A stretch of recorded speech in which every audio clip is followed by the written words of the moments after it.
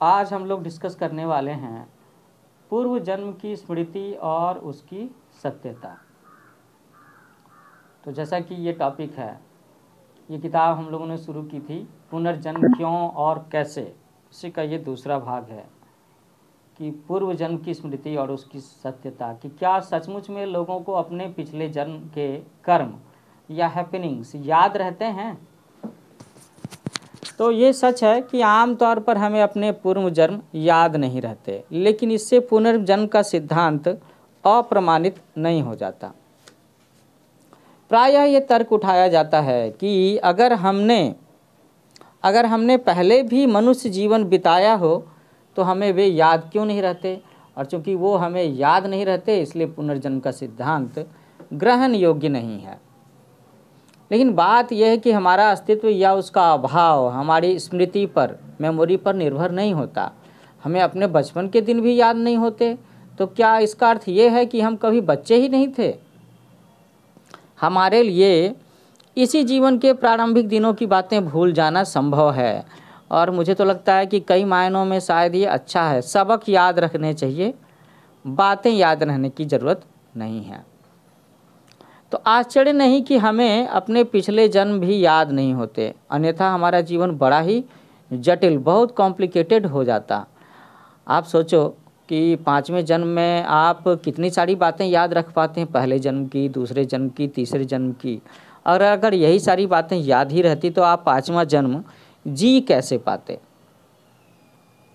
है ना। कुछ नहीं तो बहुत सारे लोग बड़े ही प्रवंचक निकलते।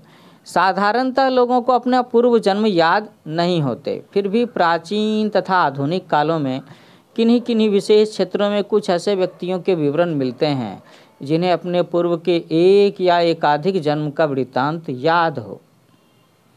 अनेक क्षेत्रों में पूर्व जन्म की उनकी स्मृतियों की सत्यता को प्रमाणित भी किया गया है। अब जैसे मैं देख रहा हूँ कि इसमें ना कुछ एक एग्जाम्पल हैं, तो हम लोग उसको भी पढ़ेंगे।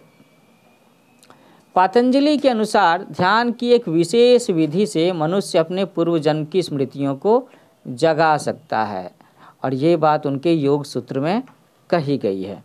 तो उनकी योग सूत्र की बात हम लोग अभी देखते हैं थोड़ी देर में। तब तक एक एग्जाम्पल हम लोग देख रहे हैं कि क्या कहानी है पूर्व जन्म से संबंधित।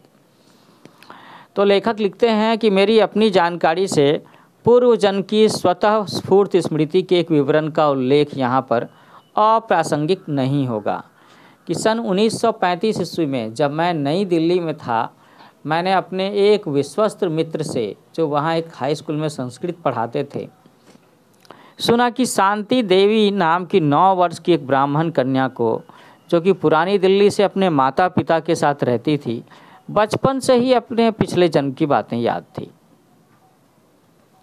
ईसाई युवा संस्था YMCA, young men's Christian association, आपने सुना होगा, कि स्थानीय मंत्री ने मुझसे इस विषय पर छानबीन कर सच्चाई का पता लगाने के लिए आग्रह किया, किंतु नई दिल्ली में रामकृष्ण मिशन आश्रम के प्रधान के रूप में कार्यरत तथा व्यस्त होने के नाते मैं इसे हाथ में न ले सका।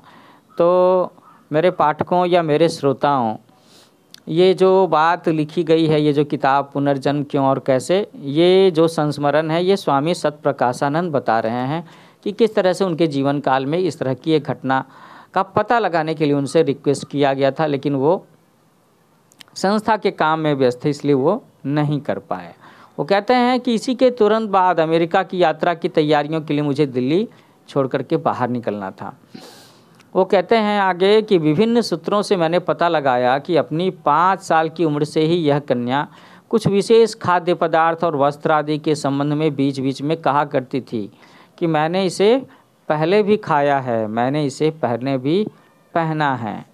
तो ये जो बात है ना कि मैंने इसे पहले भी खाया है, मैंने इसे पहले भी पहना है, तो मैं ये बात तो नहीं कहूँगा, लेकिन कई बार मुझे ऐसा लगा कि मैं इस जगह पर पहले आ चुका हूँ, इस घर के पास से गुजर चुका हूँ। कभी कभी सपनों में मुझे ऐसा लगा कि हाँ, मैं इनके साथ में रह चुका हूँ या मैं इस जगह पर रह चुका हूँ। ये मैं अपनी बातें बता रहा हूँ कि पुनर्जन्म में जो सबसे पहली बात लोगों के मन में उठेगी वो यही तो होगी ना कि मैं ये काम कर चुका हूँ, मैं इनसे पहले मिल चुका हूँ, मैं इस जगह पर रह चुका हूँ, मैं शायद ये किताब पढ़ चुका हूँ। आगे वो बताते हैं कि वो बच्ची कहती थी कि मैंने इसे पहले खाया है और इसे पहले भी पहना है, लेकिन जब वह बड़ी हुई और वह भी निश्चय के साथ अपने पिछले जन्म के अनुभवों के बारे में कहने लगी, निश्चय के साथ, डिटर्मिनेशन के साथ, पक्के तौर पर बताने लगी कि मैंने ये चीज़ किया है। वह अक्सर दृढ़ता के साथ कहती कि वह मथुरा, दिल्ली से दक्षिण पश्चिम की ओर 150 मील की दूरी पर एक शहर में रह चुकी है, और वो कहती थी कि उसका पति एक वस्त्र व्यवसायी था और उसे उसका नाम भी याद है, लेकिन वो बतलाएगी नहीं। वह इसलिए कि कट्टर हिंदू नारियों में ये प्रथा है कि वो अपने पति का नाम नहीं लेते, ये रीति रिवाज है।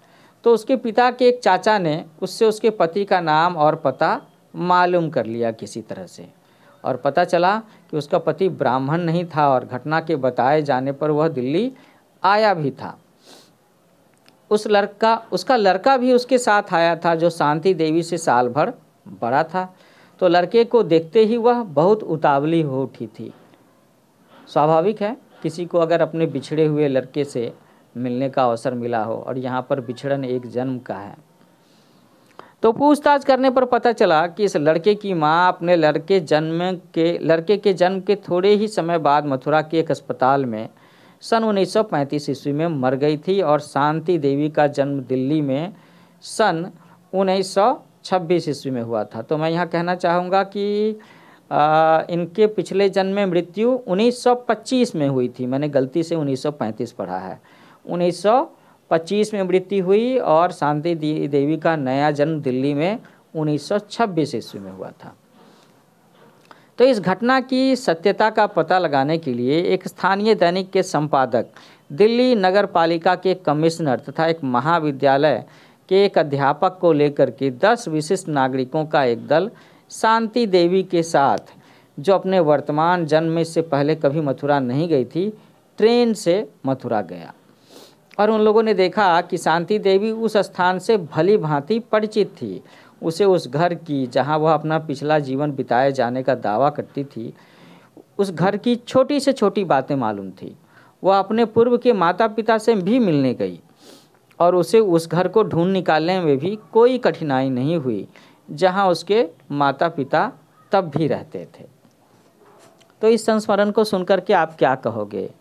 पुनर्जन्म को लेकर के कई सारी फिल्में भी बनी हुई हैं। मुझे लगता है इस पर कुछ साइंटिफिक जर्नल भी पब्लिश हुए होंगे। तो ये एक संस्मरण उदाहरण लेखक महोदय ने बताया। तो लेखक महोदय ने एग्जाम्पल शुरू करने से पहले कहा था, पतंजलि की चर्चा की थी, योग सूत्र की चर्चा की थी, जिसमें एक ध्यान की विशेष विधि है, जिसमें लोग मनुष्य अपने पूर्व जन्म की स्मृति को, उसकी मेमोरी को रिकॉल कर सकते हैं। तो उसमें ऐसा क्या लिखा है? संस्कार साक्षात्कारणात् पूर्व जाति ज्ञानम। फिर से पढ़ता हूँ, संस्कार साक्षात्कारणात् पूर्व जाति ज्ञानम, अर्थात अवचेतन संस्कारों के प्रत्यक्षीकरण के फलस्वरूप पूर्व जन्मों का ज्ञान होता है, और इस प्रकार के अनुश्रवण को संस्कृत में जातिस्मर कहा जाता है। जातिस्मर। भगवान बुद्ध के बारे में कहा जाता है कि उन्हें अपने पहले के सभी जन्म याद थे। भगवान श्री कृष्ण पूर्व जन्म के बारे में कहते हैं कि बहुनी में व्यतीतानि जन्मानि तव चार्जुन तान्यहं वेद सर्वाणि न त्वं वेल्थ परंतप। हे अर्जुन, मैंने बहुत सारे जन्म बिताए हैं और तुमने भी, किंतु हे परंतप, तुम्हें वो सब नहीं मालूम, मुझे वे सब मालूम है। तो ये बात भगवान कृष्ण ने अर्जुन को समझाने की कोशिश में कहा था। तो ये लेक्चर इसका भाग मैं यहीं पर रोकता हूँ। इसके आगे हम लोग फिर बताएंगे। अब जो इस किताब का तीसरा चैप्टर या तीसरा सवाल होगा कि मनुष्य के वर्तमान जीवन के सुस्पष्ट ज्ञान से ही उसके पूर्व तथा उसके परवर्ती जीवन का ज्ञान हो सकता है, इसकी चर्चा हम लोग अगले दिन करेंगे। तब तक के लिए happy learning with new age coaching.